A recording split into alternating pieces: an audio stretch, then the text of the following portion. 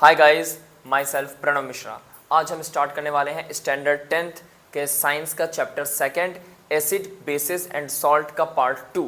इससे पहले हमने एसिड और बेसिस के डेफिनेशंस पढ़ लिए थे, साथ में एग्जांपल्स भी देख लिए थे कि एसिड कौन होते हैं और बेसिस कौन होते हैं। और अगर आपने नहीं देखा है तो प्रीवियस वीडियो जाकर देख सकते हैं। ओके, आज हम कुछ ऐसे एसिड्स के बारे में बात करेंगे जो कि नेचुरली पाए जाते हैं, जिसे हम कह सकते हैं नेचुरल एसिड्स। नेचुरल एसिड्स जिसे हम कह सकते हैं प्राकृतिक अम्ल। क्या कर सकते हैं? प्राकृतिक अम्ल। जैसे अगर हम बात करें विनेगर, विनेगर में पाया जाता है एसिटिक एसिड। ओके, लेमन, फिर ऑरेंज, इसमें पाया जाता है सिट्रिक एसिड। ओके, लेमन और ऑरेंज में क्या पाया जाता है? Citric acid. संतरे में और नींबू में। ओके, कर्ड, दही, lactic acid. Okay, now tamarind, tartaric acid,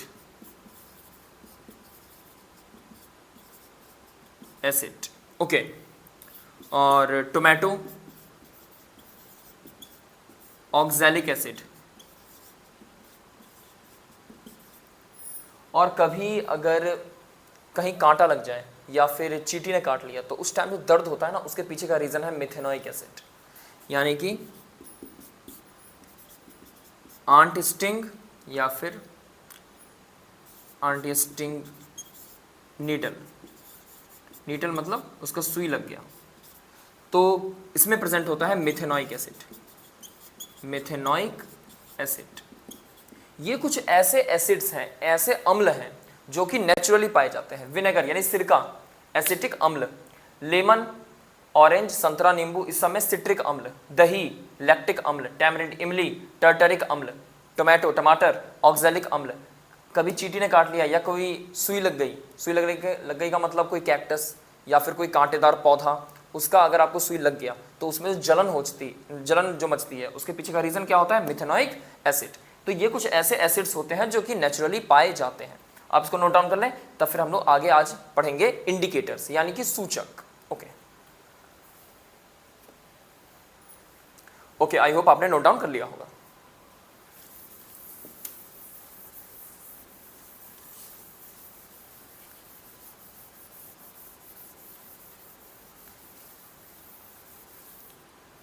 okay, first of all indicators, सूचक होते क्या हैं?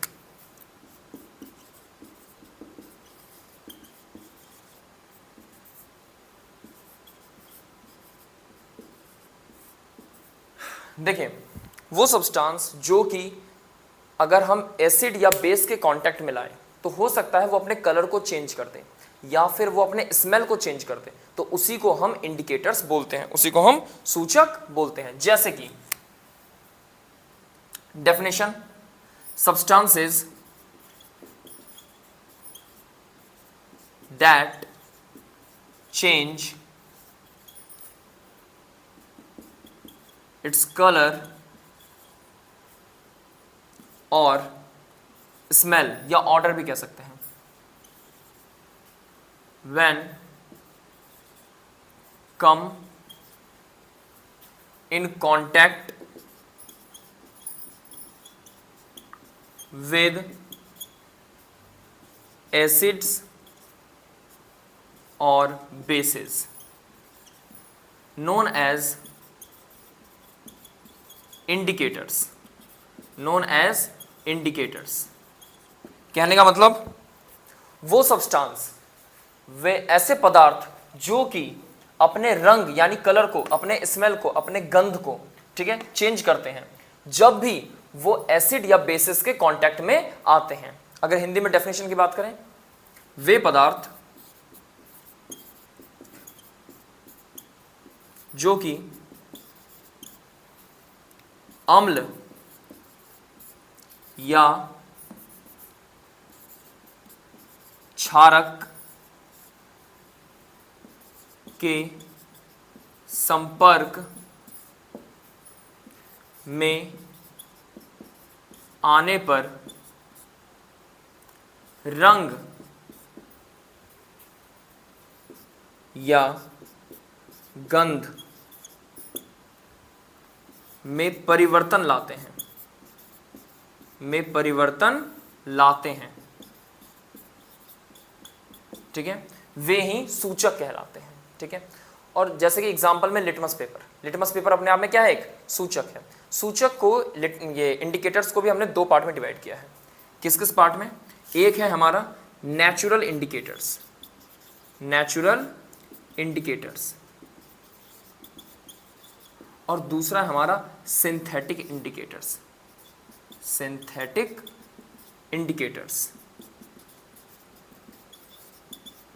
हिंदी में क्या बोल सकते हैं? यह है प्राकृतिक सूचक। क्या है? प्राकृतिक सूचक। और दूसरे हमारे कृत्रिम सूचक। दूसरे क्या हैं? कृत्रिम सूचक। दोनों में डिफरेंस क्या होता है? ऐसे सूचक जो नेचर ने दिए हैं, प्रकृति ने दिए हैं, भगवान ने दिए हैं, वो है प्राकृतिक सूचक। ऐसे हैं जिनको इंसानों ने तैयार किया है, वो कौन सा है? कृत्रिम सूचक। तो आप इसको नोट डाउन कर लीजिए। फिर हम लोग पहले आते हैं नेचुरल इंडिकेटर्स पे, जो कि है प्राकृतिक सूचक। ओके,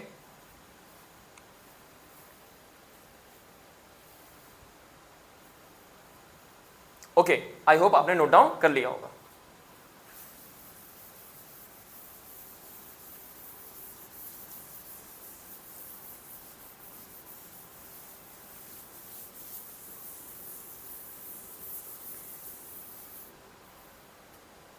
ओके, इसमें कौन कौन से हैं? सबसे पहला लिटमस पेपर। नेचुरल इंडिकेटर्स में अगर हम बात करें, नेचुरल इंडिकेटर्स में पहला लिटमस पेपर,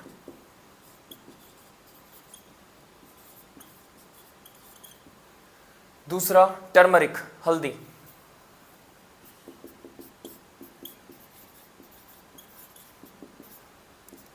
तीसरा रेड कैबेज। ये तीनों के तीनों आते हैं किसमें? हमारे नेचुरल इंडिकेटर्स में। ठीक, तो यहां पे लिख देते हैं एसिड और यहां लिखते हैं बेस में किस प्रकार अपने कलर को ये चेंज करेंगे। अगर हम लिटमस पेपर की बात करें तो एसिड के कांटेक्ट में आते ही ये लाल रंग का हो जाता है। कौन सा रंग का? लाल रंग का, यानी रेड। और बेस के कांटेक्ट में आते ही ये ब्लू कलर का हो जाता है। किस कलर का? ब्लू कलर का। ओके, तो ये एक नेचुरल इंडिकेटर है। दूसरा टर्मरिक हल्दी अगर एसिड के कांटेक्ट में रहेगा तो नो चेंज का मतलब येलो का येलो रहेगा, नो चेंज, कोई परिवर्तन नहीं। इसका मतलब जो कलर है इसका नेचुरली येलो, वो येलो ही रहेगा। लेकिन अगर ये बेस के कांटेक्ट में आ जाएगा तब ये हो जाता है रेडिश ब्राउन। कैसा हो जाता है? Reddish brown. रेडिश ब्राउन का मतलब हल्का भूरे रंग का हो जाएगा, जो कि हल्का डार्क रेड जैसा दिखता है। जैसे अगर किसी कपड़े पे अगर हल्दी गिर जाए, दाग लग गया, और उसको जब हम धोते हैं साबुन से, तो साबुन के कांटेक्ट में आते ही वो दाग हल्का रेड कलर का हो जाता है। ठीक, तो साबुन क्या है? बेस है, क्षारक है, और हमारी हल्दी क्या है? एक नेचुरल इंडिकेटर है। तो बेस के कांटेक्ट में आते हैं वो कैसे होती है? Reddish brown. Okay, red cabbage जैसे ही एसिड के कांटेक्ट में आता है तो इसका कलर हो जाता है पिंक। क्या होता है? पिंक। और जैसे ही ये बेस के कांटेक्ट में आता है तब इसका कलर होता है ग्रेनिश येलो। कैसा कलर हो जाता है?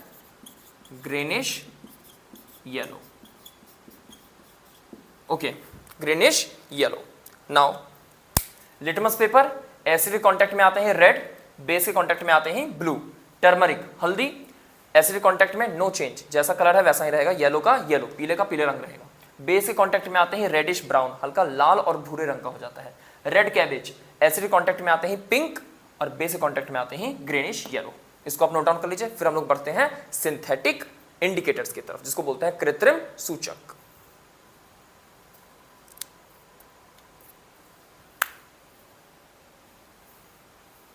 ओके, आई होप आपने नोट डाउन कर लिया होगा। नाउ सिंथेटिक इंडिकेटर्स इसमें कौन कौन से आते हैं? इसमें आता है एक हमारा फिनोफ्थैलीन, ठीक,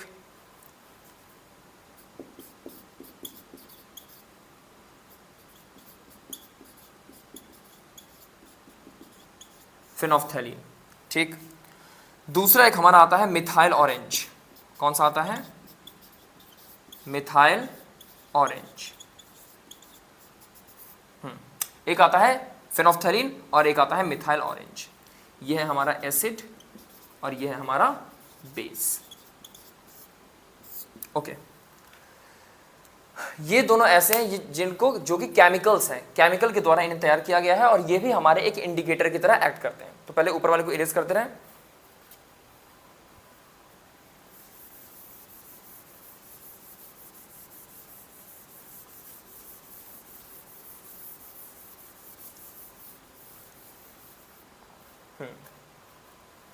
तो फेनोफ्थैलीन का केस क्या होता है? एसिड के कांटेक्ट में ये कलरलेस रहता है। कैसा रहता है? कलरलेस, मतलब इसके पास कोई रंग नहीं रहेगा। और जैसे ही ये बेस के कांटेक्ट में आता है इसका कलर हो जाता है पिंक। कैसा कलर हो जाता है इसका? पिंक। नाउ मिथाइल ऑरेंज वैसे रहेगा रेड कलर के एसिडिक कांटेक्ट में, और बेस के कांटेक्ट में आते ही इसका कलर कैसा हो जाता है? येलो। यानी कि एसिडिक कांटेक्ट में आते ही इसका कलर रहेगा रेड और बाद में हो जाएगा येलो, ठीक। फिनोफ्थैलीन पहले एसिड के पास जब रहेगा तब इसका कलर कोई भी नहीं रहेगा, यानी कि ये रहेगा कलरलेस। याद रखने वाली चीज, फिनोफ्थैलीन कलरलेस, और बेसिक कांटेक्ट में ही ये कौन से कलर का हो जाता है? Pink. Now methyl orange acid contact में रहेगा रेड कलर का और बेसिक कांटेक्ट में आ जाएगा येलो कलर का, ठीक है। कुछ ऐसे इंडिकेटर्स भी होते हैं जो कि कलर चेंज नहीं करते, वो स्मेल चेंज करते हैं, ठीक। उसको बोलते हैं ऑल फैक्ट्री इंडिकेटर्स, ठीक। क्या बोलते हैं? All factory indicators,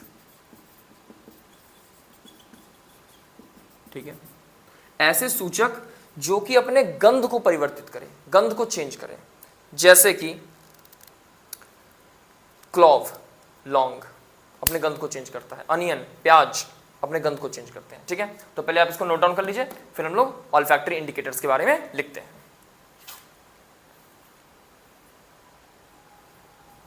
okay, I hope आपने इसको नोट डाउन कर लिया होगा।